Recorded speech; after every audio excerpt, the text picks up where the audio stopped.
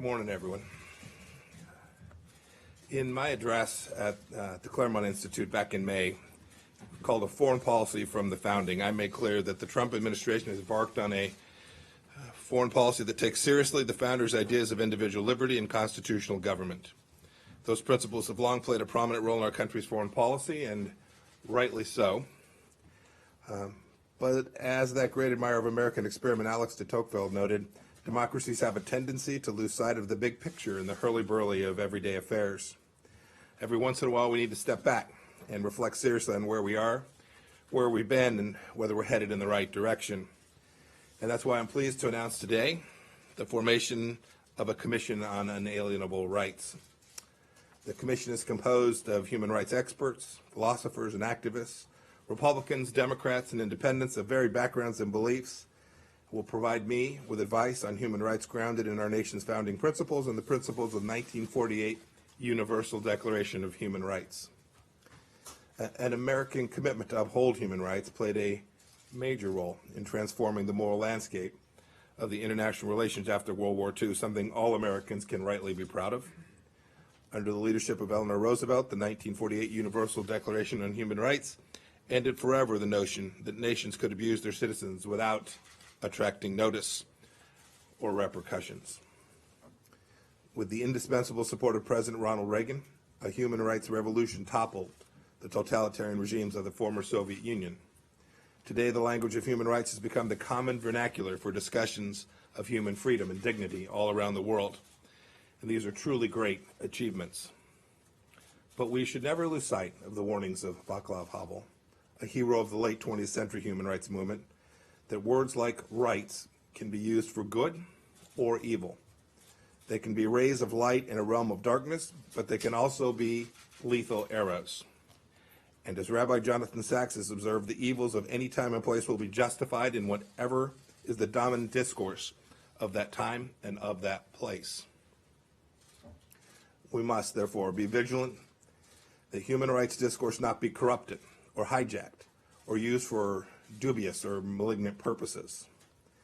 It's a sad commentary on our times that more than 70 years after the Universal Declaration of Human Rights, gross violations continue throughout the world, sometimes even in the name of human rights. International institutions designed and built to protect human rights have drifted from their original mission. As human rights claims have proliferated, some claims have come into tension with one another, provoking questions and clashes about which rights are entitled to gain respect. Nation states and international institutions remain confused about their respective responsibilities concerning human rights. With that as background, and with all of this in mind, the time is right for an informed review of the role of human rights in American foreign policy. And I'm pleased to introduce to you today the chair of the commission, Professor Mary Ann Glendon, the learned hand professor of law at Harvard Law School.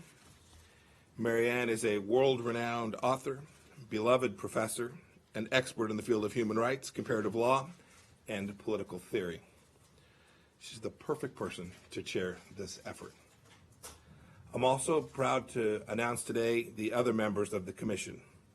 They include Russell Berman, Peter Berkowitz, Paolo Carrozza, Hamza Youssef Hansen, Jacqueline Rivers Meyer Slovacek, Katrina Lantos Sweat, Christopher Tollefson, and David Sichen Pan.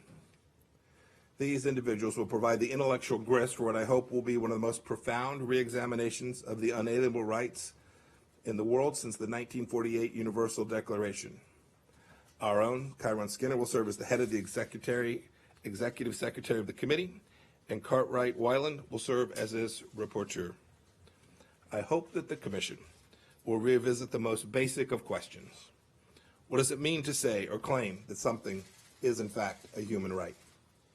How do we know, or how do we determine whether that claim that this or that is a human right, is it true, and therefore ought it to be honored? How can there be human rights? Rights we possess not as privileges we are granted or even earn, but simply by virtue of our humanity belong to us. Is it in fact true, as our Declaration of Independence asserts, that as human beings, we, all of us, every member of our human family are endowed by our Creator with certain unalienable rights? Each of these is an important question, and the mission of the Commission is to provide advice on them and others, not as purely abstract academic matters, but in a manner deeply informed by the timeless truths embedded in the American founding with a view to guiding our nation's foreign policy. Or to put it another way, the Commission's charge is to point the way toward that more perfect fidelity to our nation's founding principles to which President Lincoln called us at Gettysburg, and to which Dr. King called us while standing in front of the Lincoln Memorial on the Mall in Washington, D.C., not so very far from where we are here today. Thank you. With that, I'd like to introduce Professor Mary Ann Glendon to say a few words.